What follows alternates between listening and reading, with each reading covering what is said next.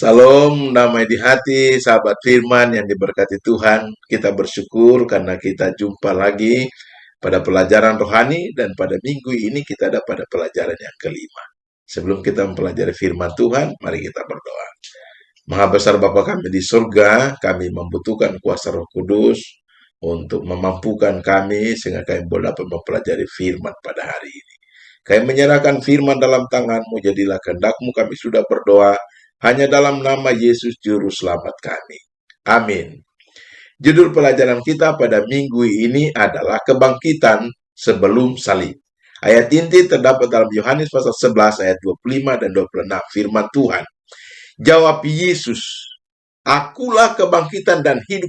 Barang siapa percaya kepadaku, ia akan hidup walaupun ia sudah mati. Ayat 26. Dan setiap orang yang hidup yang percaya kepadaku tidak akan mati selama-lamanya. Percayakah engkau akan hal ini? Ketika kita membaca judul ini dan ayat inti, maka kita dapati ada beberapa poin. Poin yang pertama adalah kata Yesus, akulah kebangkitan dan hidup. Ini adalah satu dari 7 pernyataan akulah dari Yesus, ya.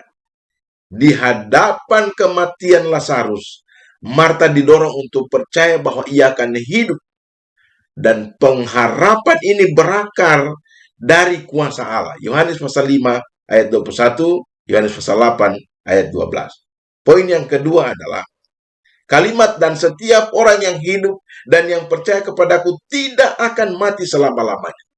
Nah, ada beberapa keistimewaan sintaksis yang menentukan dari naskah ini.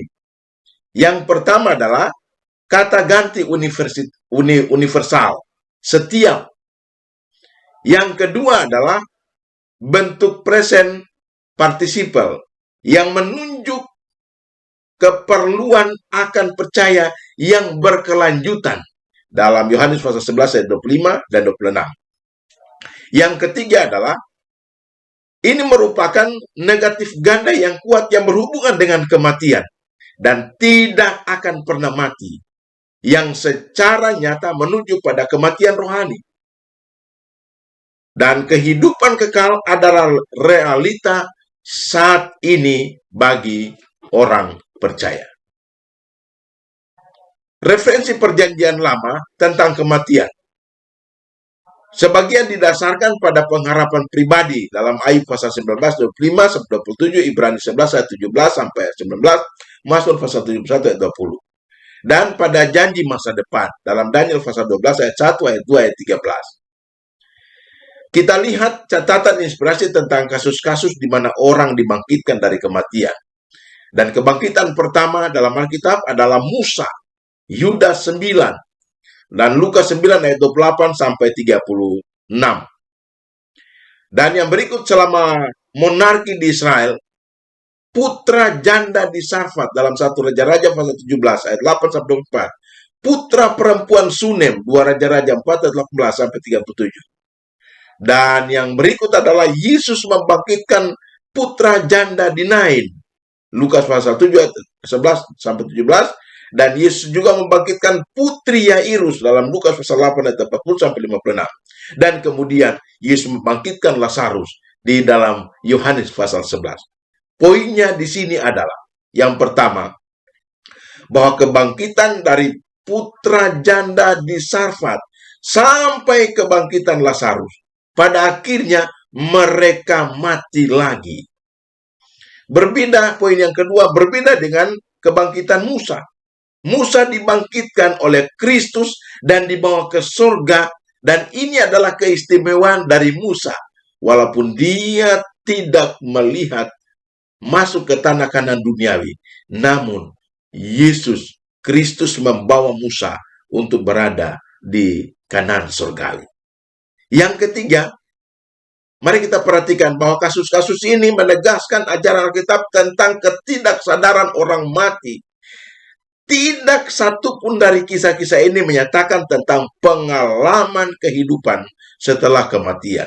Referensi firman Tuhan, saudara baca Ayub 3 ayat 11 sampai 13, Mazmur 115 ayat 17, Mazmur 146 ayat yang keempat, dan Pengkhotbah 9 ayat 5 dan ayat yang ke-10. Mari kita berpindah kepada pelajaran yang pertama. Kebangkitan Musa. Saudara baca dalam Yudas 9 dan Lukas 9 ayat 28 sampai 36. Ketika kita membaca ayat-ayat ini, timbul 3 pertanyaan mendasar. Pertanyaan yang pertama adalah, apakah tubuh Musa atau jiwa Musa yang menjadi titik perselisihan Mikael dan iblis? Jawabnya adalah, yang menjadi penyebab terjadi perselisihan antara Mikael dan iblis adalah tentang tubuh Musa, bukan jiwa Musa. Itu dalam Yudas 9. Karena dalam Ulangan pasal 34 ayat 5 sampai ayat yang ke-7 memberitahu kita bahwa Musa mati dalam usia 120 tahun. Dan Tuhan sendiri menguburkannya di tempat tersembunyi di tanah Moab. Pertanyaan yang kedua, apakah keistimewaan Musa sehingga ketika ia mati terjadi perselisihan mayatnya? Saudara akan baca ini dalam Ulangan pasal 20 ayat 7 sampai 14. Iblis ingin menggambarkan Musa dengan kesan-kesan merugikan nama baiknya yang sulit ditandingi. Walaupun ada kesalahan-kesalahan yang dia buat dalam Ulangan pasal 20 ini. Nah, yang berikut, Mikael tampil membela Musa dengan roh yang benar. Dia berseru kepada iblis, kiranya Tuhan mengadili engkau. Kalimat ini juga sama dengan Matius 4 ayat 10. Enyalah iblis. Ia, sahabat firman, ia tidak mau bertekad. Ia tidak mau berdebat dengan iblis tentang perkara istimewa ini. Mengapa, sahabat firman? Karena Mikael tahu bahwa Musa adalah rekan sepelayanannya, orang kesayangan Allah, tokoh yang mulia, seorang hakim agung yang dikasihi Allah. Ia tidak mau Musa dihina oleh penghulu setan. Pertanyaan yang ketiga, apa benar Musa bangkit? Dan siapa yang membangkitkannya? Jawabnya adalah, ya benar, Musa bangkit. Dan yang membangkitkannya adalah Kristus dan para malaikat turun dari surga untuk membangkitkan Musa. Buktinya, transfigurasi Musa dan Elia yang tidak pernah merasa kematian muncul dan berdialog dengan Yesus. Jadi Elia yang naik ke surga tanpa merasa kematian dalam 2 Raja-Raja 2 ayat 1 sampai 11. Lukas pasal 9 ayat 28 sampai 36. Pokok pembicaraan mereka adalah tujuan kepergiannya yang akan digenapi di Yerusalem. Lukas 9 ayat 30 dan 31. Mari kita lihat selanjutnya pelajaran yang kedua. 2 kasus kebangkitan dalam perjanjian lama. Tertulis dalam 1 Raja-Raja 9 ayat 8 sampai 24 dan 2 Raja-Raja 4 ayat 18 sampai 37. Mari kita lihat kebangkitan pertama.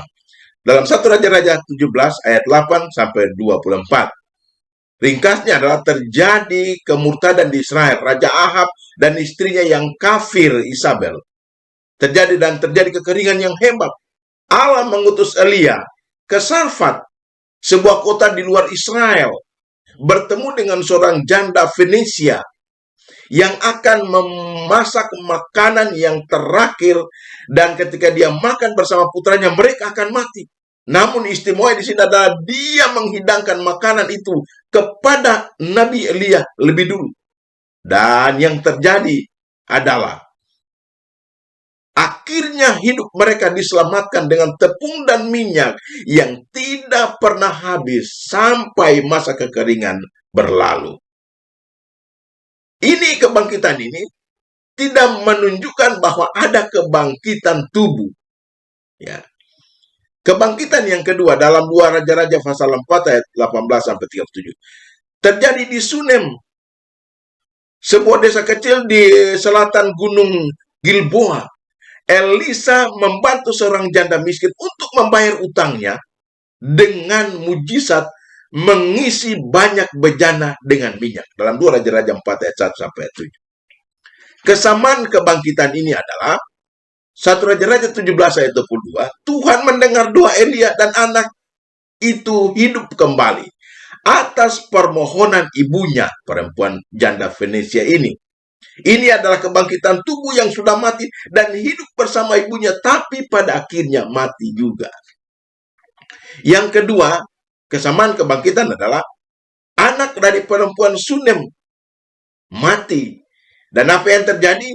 Dia pergi ke Gunung Karmel dan meminta Nabi Elisa untuk ikut dengannya dan melihat putranya yang sudah mati. Elisa ketika melihat anak ini, Elisa terus berdoa dan berdoa dan berdoa kepada Tuhan, dan akhirnya anak itu hidup kembali. Inilah kebangkitan.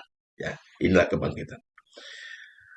Pelajaran dari dua wanita ini adalah mereka memiliki latar belakang yang berbeda, tapi iman yang menyelamatkan yang sama.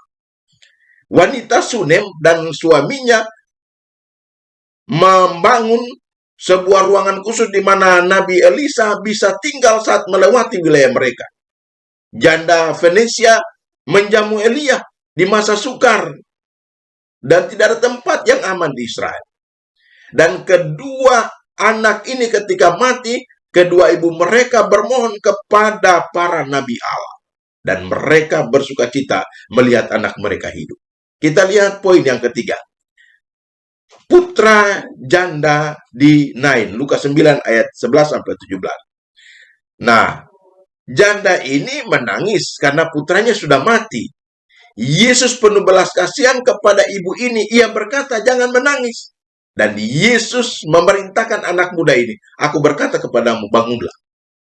Anak itu hidup dan Yesus mempersembahkan kepada ibunya. Lukas 7 ayat 13-15. Nah, mari kita lihat. Kebangkitan ini berbeda dengan dua janda tersebut. Janda Venesia dan janda Sunem. Berbeda sahabat firman. Ketika kedua anaknya mati, kedua ibu bermohon kepada para nabi Allah. Nah, berbeda dengan janda di Nain ini. Tanpa dia bermohon kepada Yesus, Yesus membangkitkan anaknya. Nah, kita melihat di sini sahabat firman, bahwa Tuhan memelihara kita bahkan ketika kita tidak mampu atau merasa tidak layak untuk meminta bantuannya. Yesus melihat masalahnya dan menanggungnya. Itulah pelayanan yang Yesus buat selama ada di dunia. Pelajarannya adalah, sahabat firman, agama yang benar adalah melihat kepedulian anak yatim dan janda di sekitar kita. Yakobus 1 ayat 27. Meskipun kita tidak buat mujizat seperti Yesus membangkitkan orang mati, namun kita bisa melayani yang luka di sekitar kita.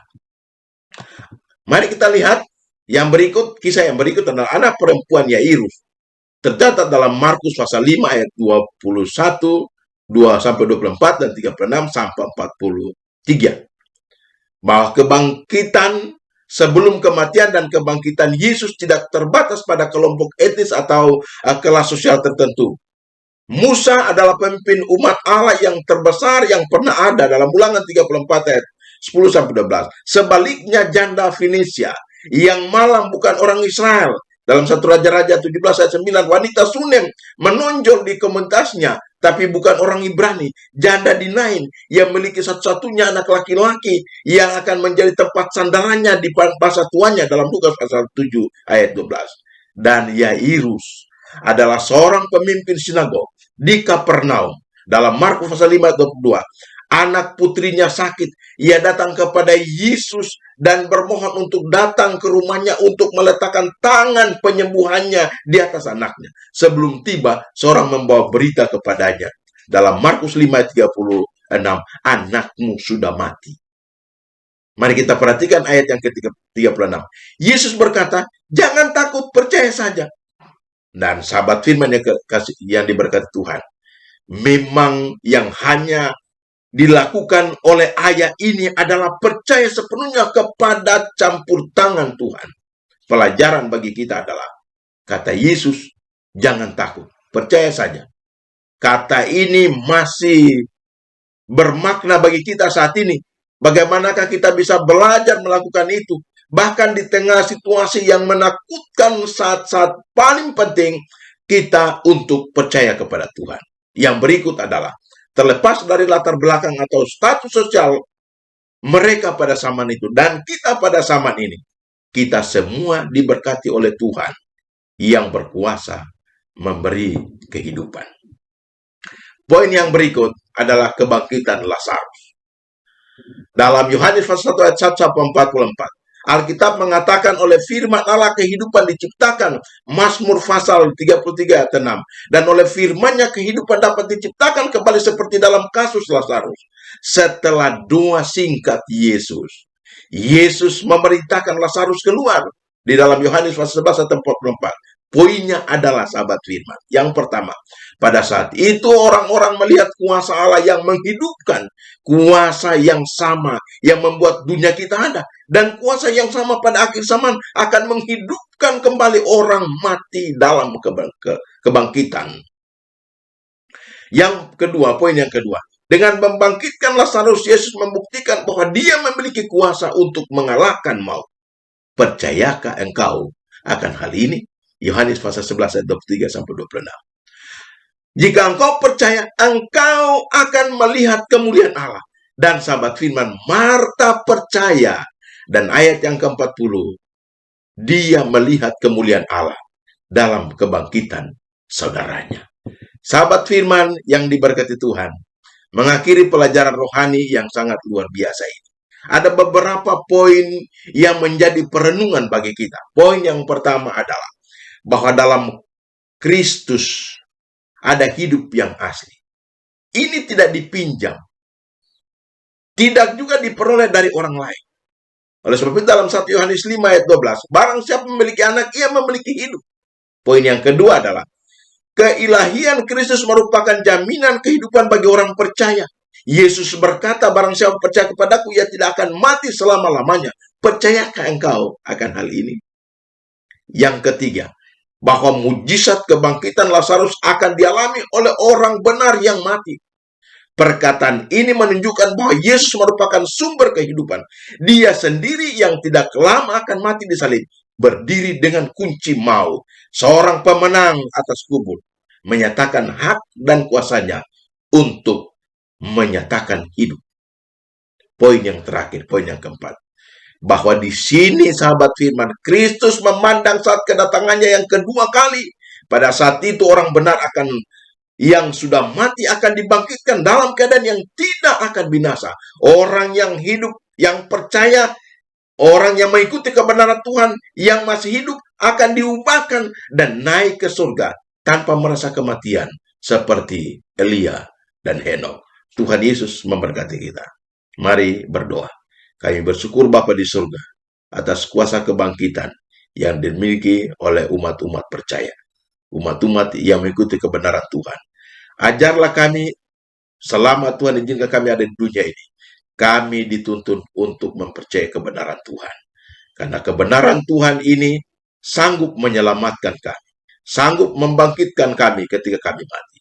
Terima kasih Bapa untuk firman ini, dan kami menyerahkan hidup dalam tangan kasih sayang Tuhan.